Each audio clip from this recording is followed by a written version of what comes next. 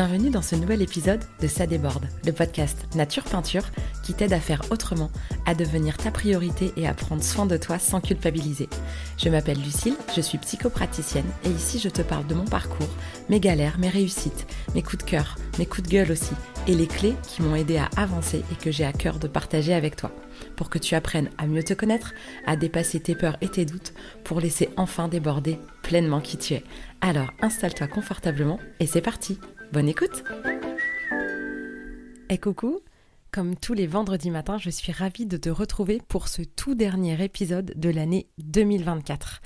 Ça fait bientôt 1 an que j'ai commencé les podcasts, j'ai commencé fin janvier de cette année et j'en suis à mon 47e épisode et je suis toujours aussi contente comme au premier d'être encore là avec vous, le stress en moins, parce que si tu as envie d'aller réécouter l'épisode 00 et l'épisode 1, tu verras l'émotion que ça a été pour moi de démarrer.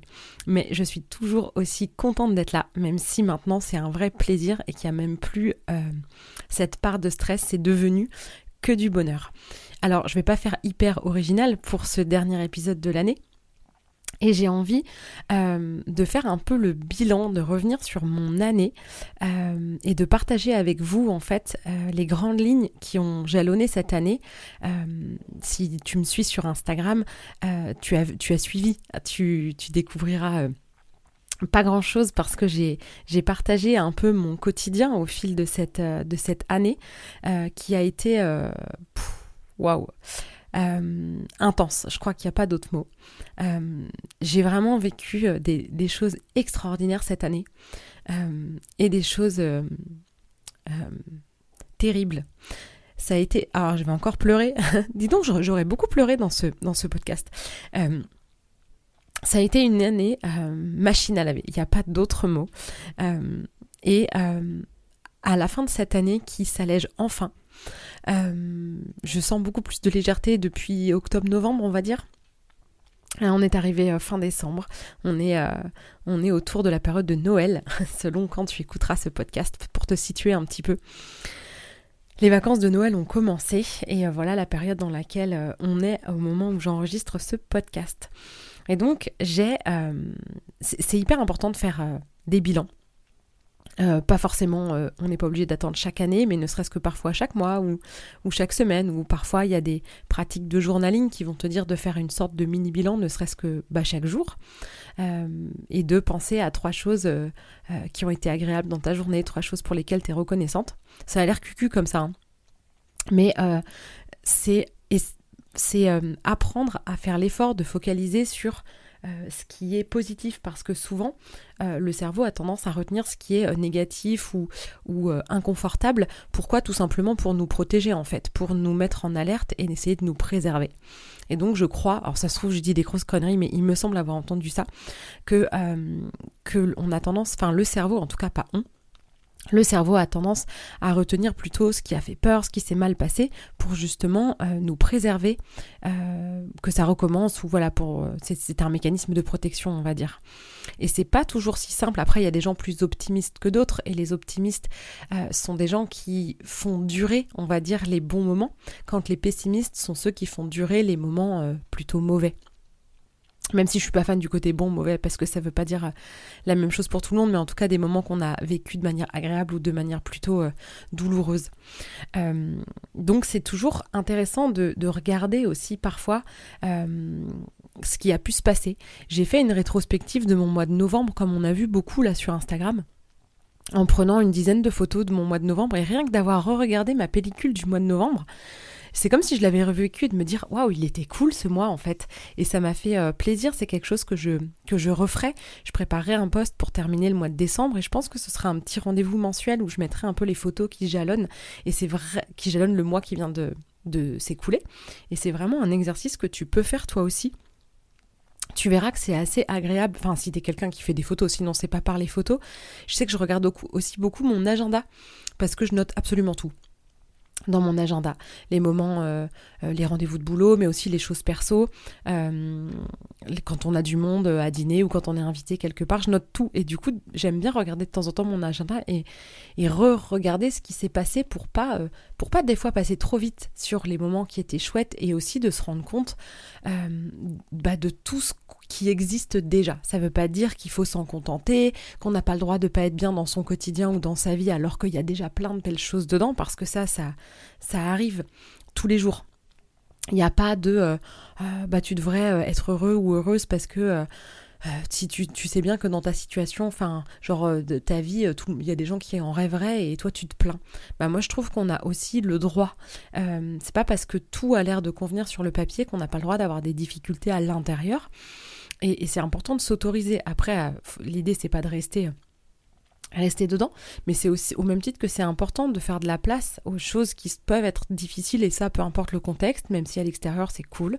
C'est aussi important, même quand ça va pas fort, de faire l'inverse, c'est-à-dire même dans les moments où ça va pas fort, de faire de la place pour les petits moments, même les tout petits, qui existent même dans des périodes douloureuses.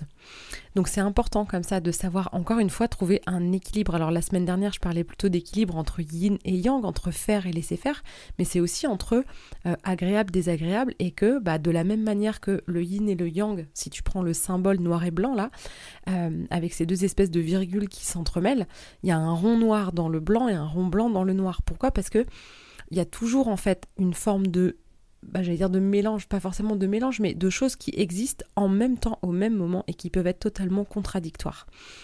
Comme il peut y avoir des moments pas cool au milieu d'une vie où tout va bien, et il peut y avoir des moments extraordinairement beaux au milieu d'une période de vie où tout va mal.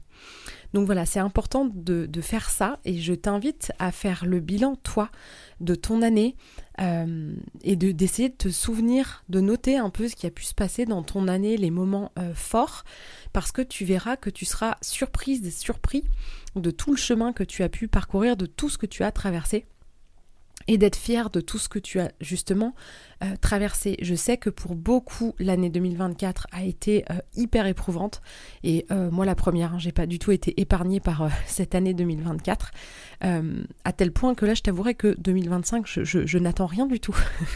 C'est peut-être bien la première année où j'ai aucune attente, parce que là je suis tout juste en train de me remettre de mon année 2024, et advienne que pourra, hein, on verra bien au fur et à mesure.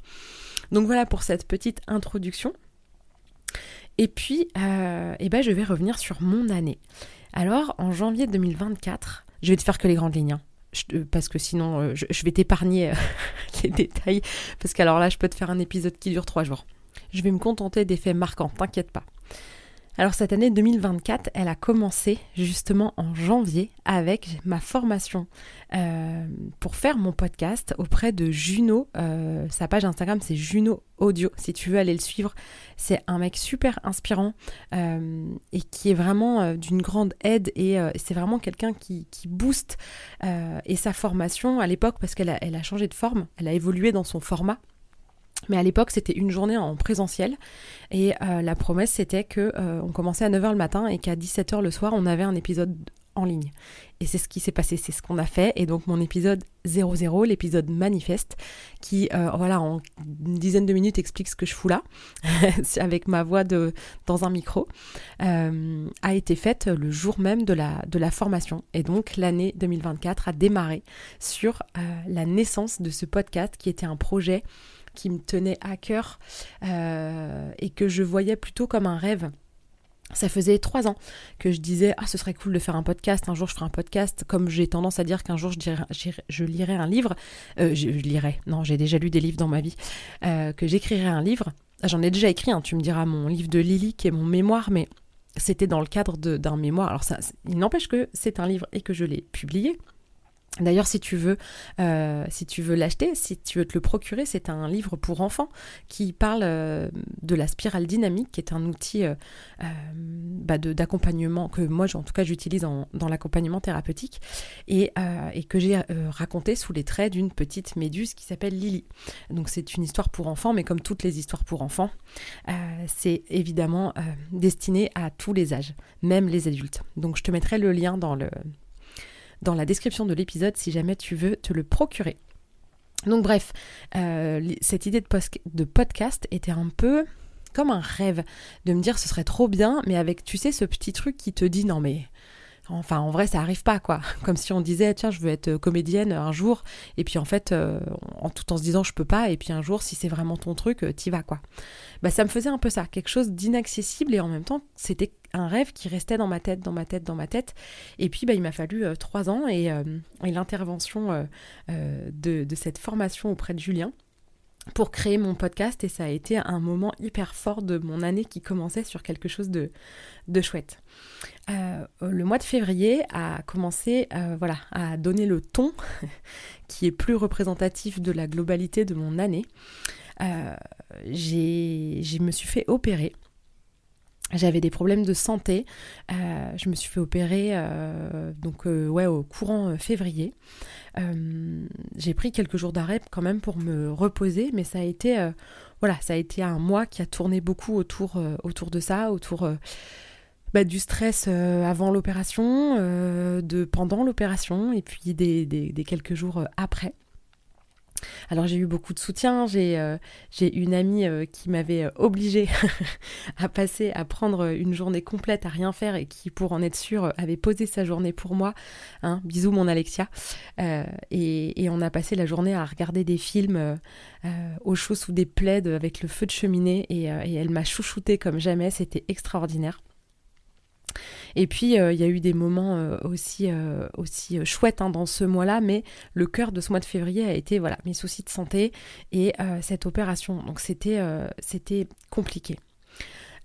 Au mois de mars, je tire sur la corde. J'ai pas pris assez soin de moi, justement, autour de cette opération, que ce soit physiquement, moralement, énergétiquement. J'ai pas fait ce qu'il aurait fallu pour prendre correctement soin de moi. Et au final, je me suis cramée, je me suis littéralement écroulée dans mon mois de mars, et j'ai fini chez mon médecin qui m'a dit de me mettre en arrêt. Et j'ai pris l'arrêt de 10 jours, alors que le mois de février avait été tendu financièrement, forcément, puisque même si je n'ai pas pris le temps de repos qu'il aurait fallu, et que j'ai repris le travail trop vite au final, le mois de février étant déjà court, plus l'opération, il y avait une tension financière qui en fait a pris le dessus, et qui n'aurait jamais dû, puisque, et je ne cesse de le répéter aux gens que j'accompagne, mais je suis concernée évidemment moi aussi, la chose la plus importante de la vie de chacun de nous, c'est nous-mêmes. Et j'ai fait passer mon stress autour de l'argent et de mon chiffre d'affaires avant de prendre soin de moi, et je l'ai payé cher. Bien que quand je dis payer cher, c'est pas en mode punition, hein. Ça c'est pareil, c'est quelque chose que je dis beaucoup.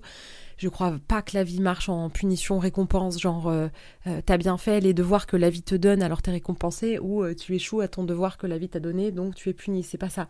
Je dis que je l'ai payé dans le sens où c'est juste que j'ai payé, enfin j'ai dû assumer les conséquences d'un choix que j'avais fait. Je te renvoie à l'épisode sur les choix, où j'explique qu'un choix libre, c'est un choix qu'on fait en ayant conscience des potentielles conséquences, et tout en étant prêt à faire face aux conséquences qu'on n'a pas pu imaginer. Et si notre choix en valait la peine, c'est plus facile de dealer, on va dire, avec les conséquences attendues comme inattendues, que si à la base on n'est pas trop en accord avec le choix. Et donc là, je me suis pas choisi moi dans ma santé et dans le fait de prendre soin de moi suffisamment, et la conséquence a été lourde. Donc entends bien la différence. La conséquence a été lourde, mais pas en mode punition. Donc je me suis littéralement écroulée, et ça a été une période où ça a été extrêmement douloureux et difficile, et j'ai pris cet arrêt. Alors qu'en réalité, j'en ai pas besoin, hein, vu que je suis à mon compte et que c'est moi qui pose mes rendez-vous. C'est à moi d'accepter de ne pas prendre de rendez-vous ou pas. Mais là, symboliquement, j'ai accepté, en fait, quand le médecin m'a dit ça, parce que pour moi, c'était symbolique, ça marquait vraiment l'arrêt, en fait, le fait que j'acceptais l'arrêt, et que clairement je mettais genou à terre. Ça m'a fait un bien fou, cet arrêt, et pas quasiment, le jour où j'ai pris l'arrêt de mon médecin. J'avais rendez-vous avec la chirurgienne pour la visite post-op 1 mois après l'opération. Où elle était très, très contente de l'opération, ça s'était passé comme elle voulait, même si au final l'analyse de l'opération a révélé des cellules en pré-cancer stade 3, ce qui n'était pas le cas, des cellules lésées stade 3, qui peuvent laisser, qui peuvent advenir, bref, c'est une histoire de pré-cancer. La décision de l'opération avait été prise parce que j'étais au stade 2 selon les premiers examens, et puis finalement une fois l'opération effectuée, j'étais stade 3, donc heureusement que je me suis fait opérer.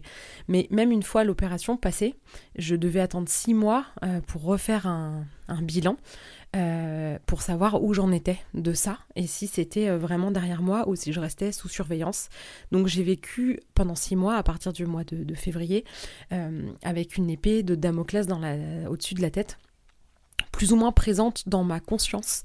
Ça m'a pas empêché de vivre pendant 6 mois, mais quand le dénouement est arrivé 6 mois après, je me suis rendu compte en fait de l'ampleur avec laquelle ça m'avait impacté beaucoup plus inconsciemment dans mon moral et mon énergie. Donc voilà, compliqué mois de mars. Février, voilà, c'était compliqué aussi.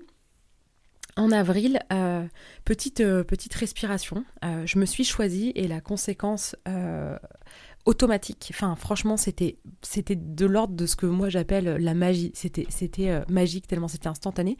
Ce fameux jour où j'avais rendez-vous chez le médecin et chez la chirurgienne, et où je me suis littéralement choisie, je crois que j'ai eu 7 ou 8 demandes de rendez-vous dans les 2-3 jours qu'on suivit.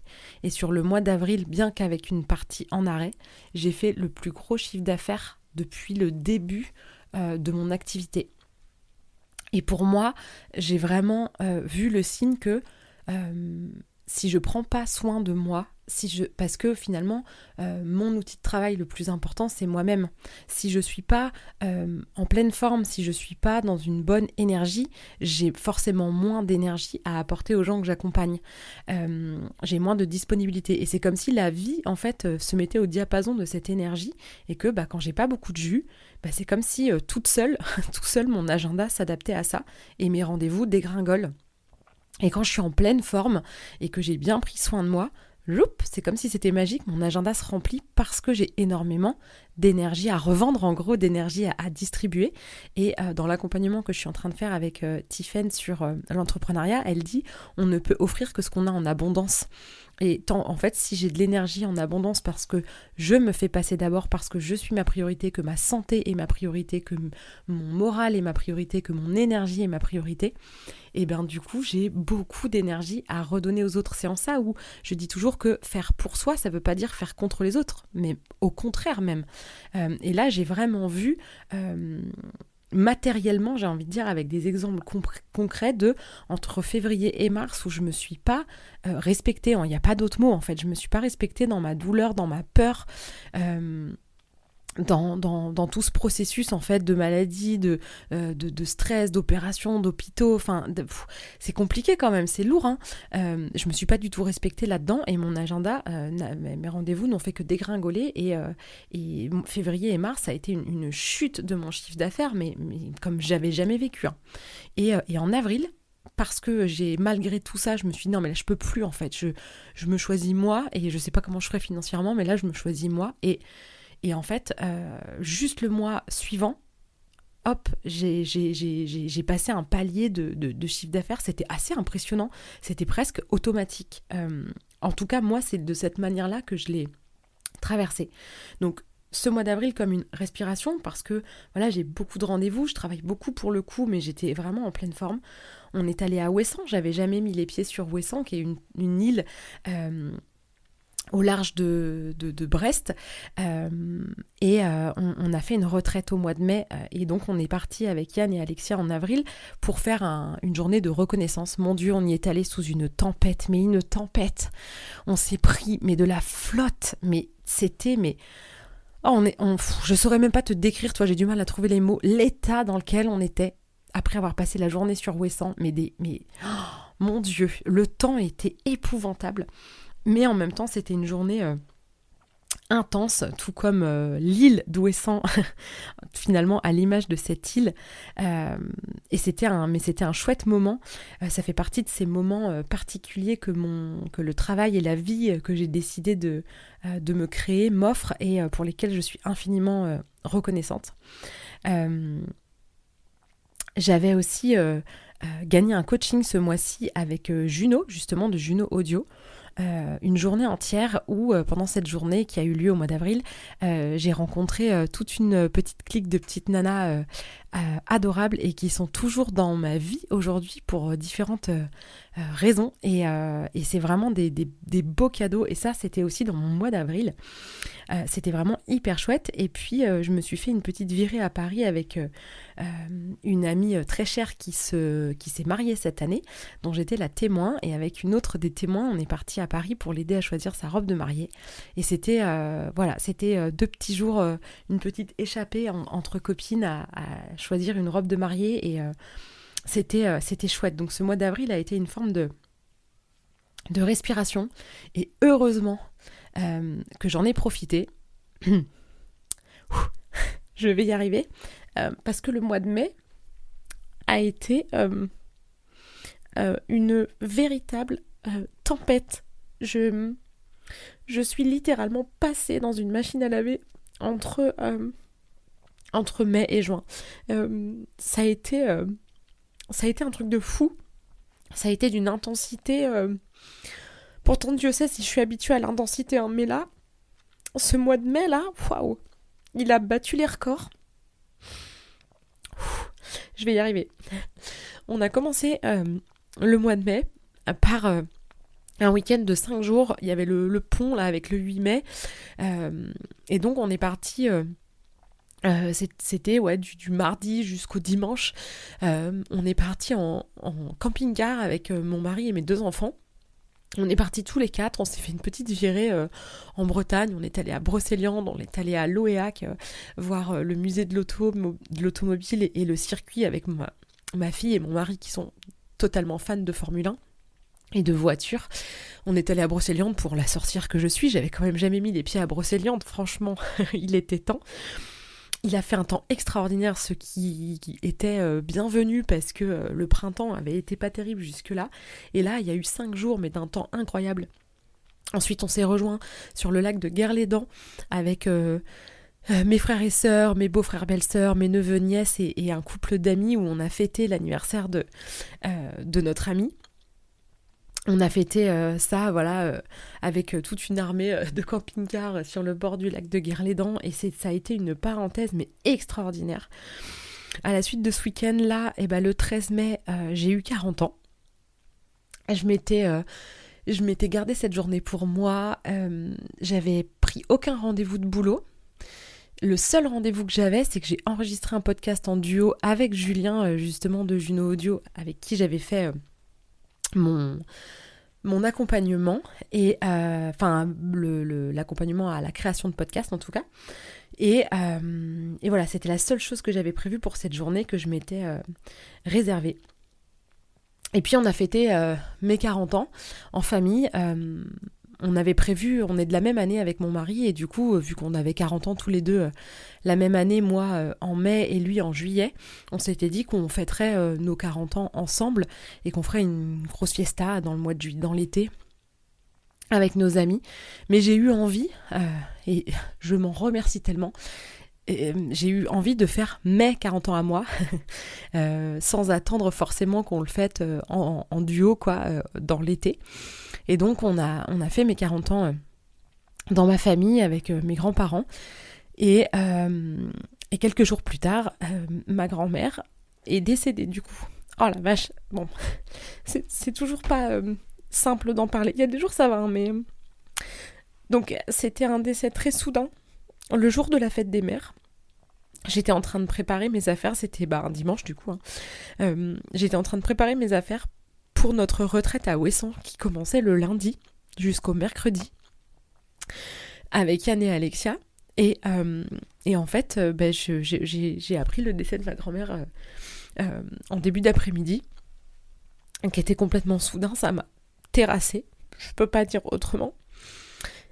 Et j'ai quand même choisi, vraiment choisi en fait, le mot est bon, d'aller à Ouessant avec Yann et Alexia et les personnes qui s'étaient inscrites. Et je me remercie de ça aussi, parce que pendant 3 jours, finalement, je me suis retrouvée avec ma tristesse et pas forcément celle de ma famille.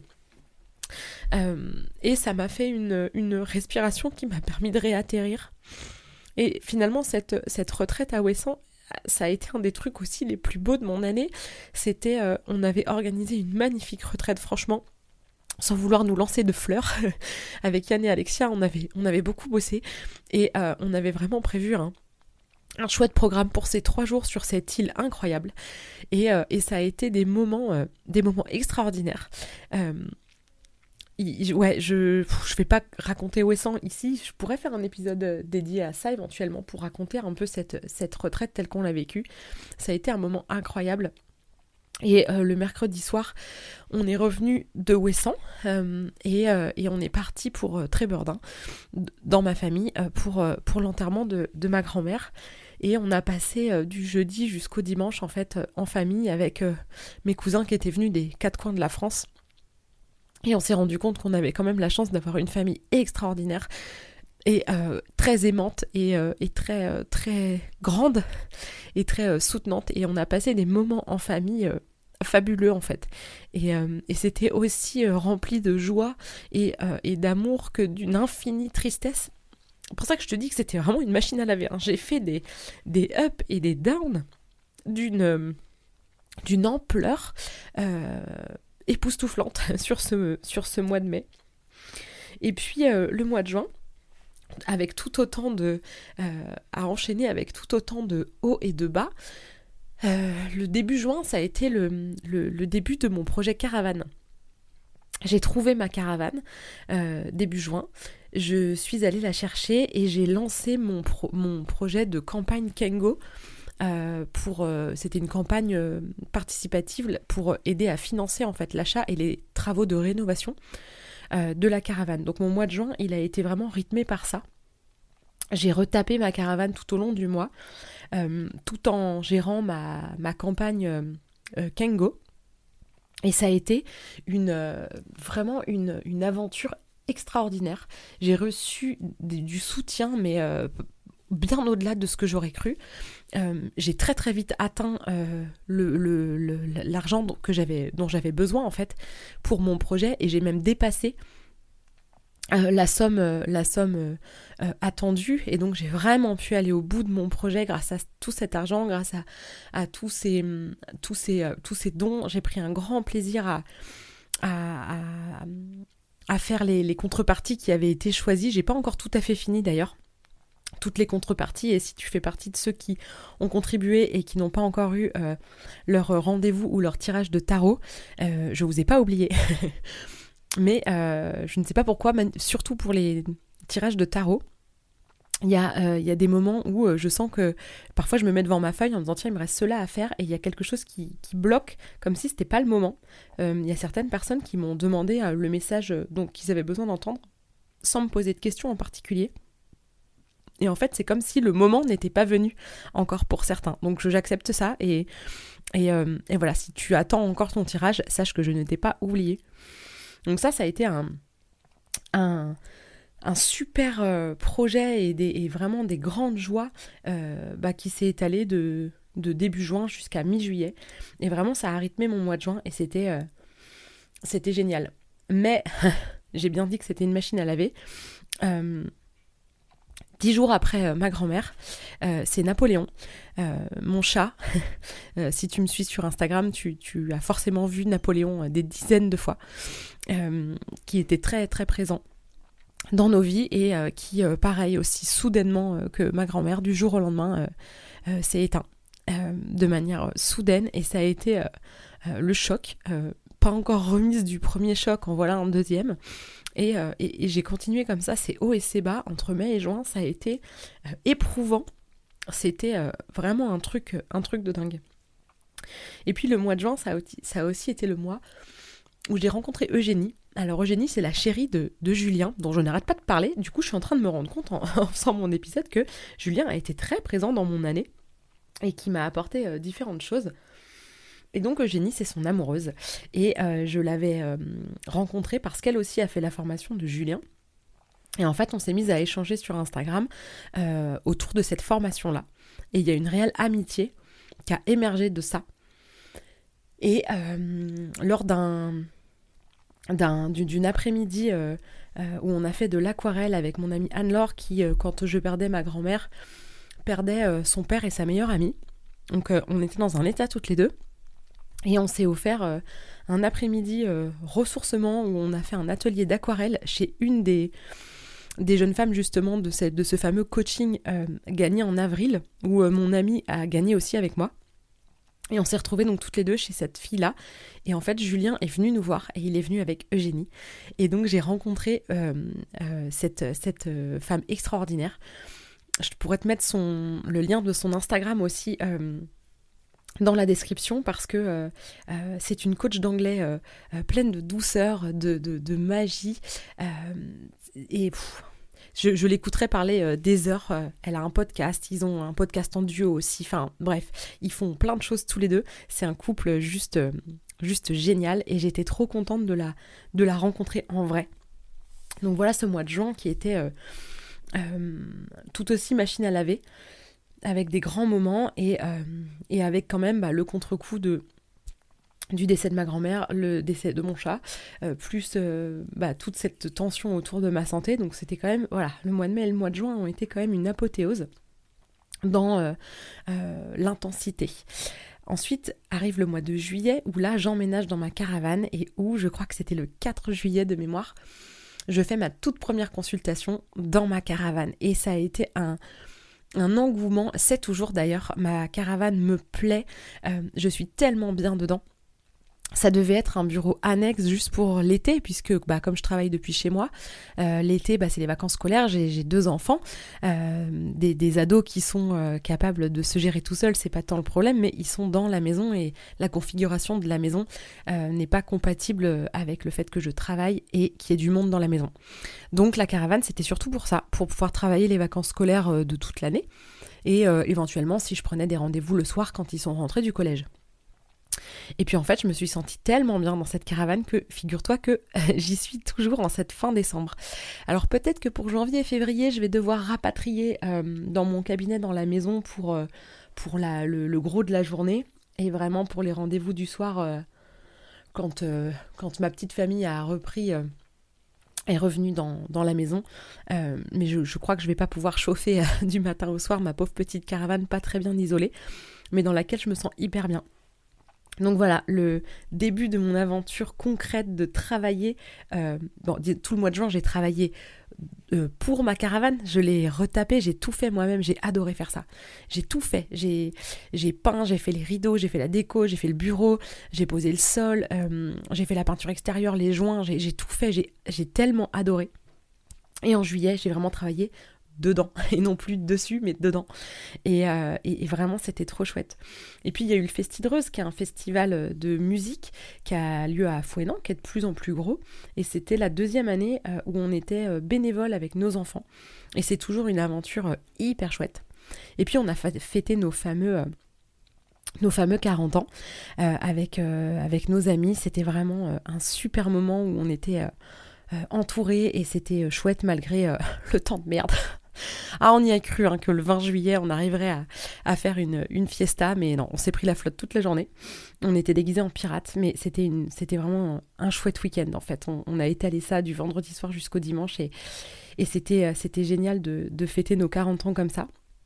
C'était un prétexte comme un autre, mais c'était chouette aussi de se mettre à l'honneur parce que c'est pas toujours si simple. Je sais pas comment t'es toi pour ton anniversaire, mais moi c'est pas quelque chose que je fais beaucoup. Je fête mon anniversaire en famille, mais j'ai jamais été trop du style à organiser des fêtes d'anniversaire comme ça. Je crois que je l'ai jamais fait, de faire des fêtes pour mon anniversaire. Alors mes parents, quand j'étais ado, ont pu m'en organiser. Mais moi, organiser une fête d'anniversaire, j'aime pas trop ça en fait. J'aime pas trop être au centre de l'attention. Et là, Anecdote pour ceux qui connaissent un peu l'astro, le 13 mai, j'ai entamé une année Lion, parce que chaque année, il y a la révolution solaire qui te donne un ascendant particulier pour l'année, c'est comme un peu une carte joker. Et donc cette année, c'était la carte du Lion. Et le Lion vient quand même amener cette dimension d'être fier de soi, d'accepter d'être au centre de l'attention, etc. Et je trouvais que symboliquement, dans cette année Lion, me mettre à l'honneur pour mes 40 ans, je trouvais ça chouette. Donc voilà pourquoi j'ai eu envie cette année de faire ça. Et c'est pas si simple, mais ça fait aussi du bien. Et puis j'ai reçu au mois de juillet l'argent de ma cagnotte. Et ça, c'était vraiment l'aboutissement de ce projet qui était vraiment génial. Au mois d'août, on est parti en vacances. J'ai pris 3 semaines. J'étais trop contente de pouvoir prendre ces 3 semaines. On est parti dans le sud. On a passé du temps avec des amis, différents amis qu'on a vus au fur et à mesure de nos vacances. On a été aussi un peu en famille, on a été dans la Drôme chez ma cousine. Ensuite, on s'est arrêté rejoindre sur la route du retour mon frère, ma belle-sœur et mes neveux-nièces à Clermont-Ferrand. Bref, on s'est fait tout un petit périple comme ça dans la France à aller voir plein de monde. On a profité du soleil, c'était génial. Et à notre retour, on a accueilli 2 petits chatons, Lewis et Moon, que tu as dû voir aussi sur Instagram et qui ont rempli nos petits cœurs et notre maison trop vide avec beaucoup d'énergie et d'amour. C'est des ninjas, ces chatons, mais ils sont trop mignons. Donc ces vacances nous ont fait un bien fou et du coup la rentrée s'est plutôt bien passée. J'ai commencé ce mois de septembre de rentrée en allant faire le Mud Girl. Donc le Mud Girl c'est une course d'obstacles gonflable dans la boue et j'y suis allée avec des copines et franchement je me suis marrée mais bien plus que j'aurais cru. J'étais pas du tout chaude d'y aller quand elle m'a proposé. J'ai dit mais genre je vais aller courir dans la boue là, me rouler dans les caillasses et en fait je l'ai fait et qu'est-ce que c'était bien. Là je me suis dépassée mais c'était vraiment génial. Et puis j'ai eu mon examen de contrôle qui s'est avéré négatif et là je t'explique même pas comment j'ai soufflé, comment j'ai respiré. Donc le mois de septembre a été vraiment le début de la respiration. Le mois d'octobre, en fait, ça, je sais pas comment te dire, les énergies ou mes énergies s'étaient allégées.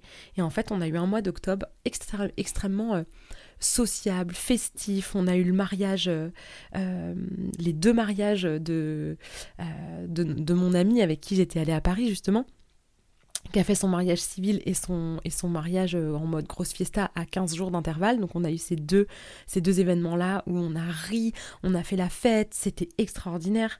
On a fait pas mal de week-ends entre copains. C'était un mois qui était festif, joyeux, où on est beaucoup sortis. Franchement, c'était génial. Et dans cette continuité-là, le mois de novembre, a commencé par début novembre, j'ai gagné le fameux tatouage chez La Plume Noire Tattoo, donc le Il était une fois, si tu as suivi sur Instagram. Donc j'ai gagné ce tatouage et puis quitte à y aller, j'en ai fait 4, dont un pour ma grand-mère avec un nuage et un soleil voilà, c'était le tatouage pour ma grand-mère. Et voilà, c'était un chouette moment. J'ai donné mon sang aussi, ça faisait longtemps que je l'avais pas fait, puis je l'ai fait avant d'aller faire mes tatouages parce qu'après je vais plus pouvoir pendant quelques mois. Et puis j'ai fait un shooting photo aussi avec Marine, qui est une super photographe. D'ailleurs, si tu veux des photos perso ou dans le cadre de ta profession, n'hésite pas, elle est vraiment top. D'ailleurs, j'ai pas encore montré les photos, mais je vais préparer quelques posts pour montrer tout ça. Je suis trop contente. Elle a fait un taf de ouf, c'était vraiment génial. Et puis au mois de novembre, j'ai aussi fait une journée avec Yann où je l'ai secondé dans le cadre de sa formation pour l'accompagnement thérapeutique que j'avais faite moi-même et où j'accompagne sur des demi-journées comme ça. Et j'adore vraiment ces moments-là. Donc le mois de novembre a été de nouveau ponctué de pas mal de sorties, on a vu encore plein d'amis et il y a eu une espèce depuis le mois de septembre, le mois de septembre a été un peu un tournant et octobre-novembre ont vraiment été des mois qui se sont enfin allégés. Et au mois de décembre, qui n'est pas encore fini, J'ai eu la chance de travailler sur le super projet de Juliette qui a organisé une journée cocooning au château Les Garennes à Bénodet. C'est juste un lieu extraordinaire où j'ai pu animer des ateliers d'astrologie. C'était vraiment une super expérience. Et puis voilà, on est dans ce mois de décembre, dans cette saison du Sagittaire. Enfin, bien qu'au moment où j'enregistre l'épisode, on est déjà passé dans le Capricorne. Mais voilà, cette saison du Sagittaire a été chouette, a été pleine de joie. De moments encore festifs, à croire que j'avais pas assez sociabilisé ces derniers mois parce que c'était compliqué. Et là, cette fin d'année, je me sens plus légère, plus sereine. Et je crois que je me répare doucement de mon année. Et c'est une transition parfaite parce que pour les 2 cartes que j'ai tirées, parce que donc comme d'habitude, je tire 2 cartes de mon tarot et de l'oracle de Johanna pour ponctuer, un peu nourrir d'une autre manière le contenu de mes podcasts. Et en fait, la carte que j'ai tirée de mon tarot, c'est la carte de mon tarot. C'est-à-dire que quand je me suis offert ce tarot-là, j'ai tiré une carte pour savoir ce que représentait ce tarot pour moi. Et en fait, c'est la carte que j'ai tirée aujourd'hui. Et donc, c'est le 4 d'épée. Et c'est une jeune femme qui est couchée dans un nid. Et il y a un cœur rouge duquel part un fil avec des petites perles, des perles, on dirait des perles blanches. Et le fil passe comme ça dans les brins du nid. Et moi, sur le moment, quand je l'ai vue, le premier regard que j'ai porté sur cette carte, moi j'ai cru qu'elle était blessée. En fait, elle a des tatouages sur les bras et j'ai cru que c'était des blessures vues de loin. Et puis ce fil rouge, j'ai cru que c'était du sang. Et donc j'ai vu cette carte comme étant de la souffrance à l'état pur et qu'en fait, comme si elle était une proie qui avait été jetée dans un nid. Alors qu'en fait, c'est son nid à elle et qu'elle est en train de se reconstruire. Elle est en train de se reposer dans un endroit douillet, chaleureux. Et c'est comme si ce tarot, c'était aussi ce qu'il était venu me dire, ce qu'il était venu m'apporter, de prendre soin de moi et de me laisser du temps pour me reconstruire. Et là, de tirer cette carte-là pour ce tout dernier épisode de cette année qui se termine, je vois vraiment cette année comme une année qui m'a malmenée, qui m'a blessée, qui m'a secouée, mais qui m'a aussi fait vivre de très très belles choses et dont je suis tout juste en train de me remettre. Et du coup, je sens ce repos en fait que j'arrive à avoir et qui me permet de me régénérer, de me réparer. Et l'autre carte que j'ai pioché avec, c'est la spiritualité. Et la petite phrase, c'est « Je m'ouvre à des dimensions d'amour infini ». Et je trouve que ça va bien avec d'être dans cette spiritualité et d'être dans cet amour de soi finalement, cet amour infini de soi dans les bons comme dans les mauvais moments, dans les moments douloureux comme dans les moments heureux.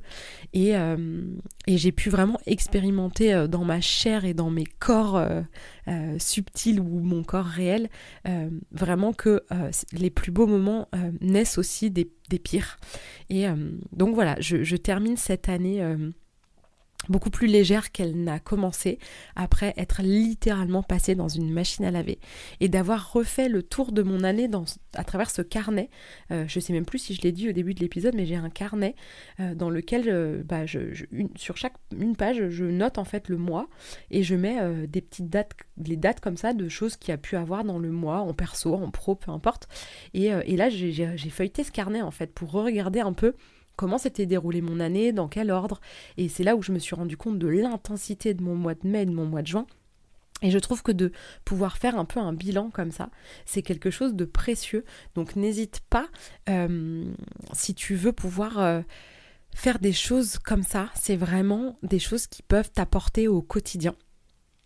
Donc n'hésite pas à faire toi aussi un petit journal qui ne te prend pas des heures, mais où tu notes un peu les choses que tu as pu traverser, les grands moments, on va dire, de ton mois, les dates clés, et puis de pouvoir à la fin de l'année y jeter un œil et puis faire un petit récapitulatif.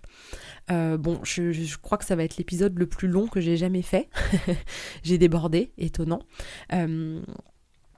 Merci beaucoup encore et encore de ton écoute, de ta fidélité et de permettre à ce podcast de continuer d'exister.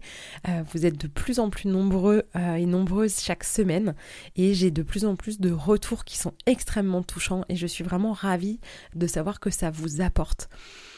Donc je vous souhaite de passer une belle fin d'année et on se retrouve pour le tout prochain épisode qui sera le tout premier de l'année 2025. À bientôt! Si cet épisode t'a plu, tu peux laisser un commentaire, noter avec tout plein d'étoiles ou encore t'abonner pour ne pas rater les prochains. Tu peux aussi partager cet épisode pour que d'autres personnes osent laisser déborder qui elles sont vraiment. Et si tu veux en savoir plus sur ma manière de travailler, mes outils et les accompagnements que je propose, rendez-vous sur ma page Instagram L'Oreille et la Plume ou sur mon site internet. Merci beaucoup de ton écoute et de ton soutien. Passe une belle journée ou une belle soirée et on se retrouve bientôt.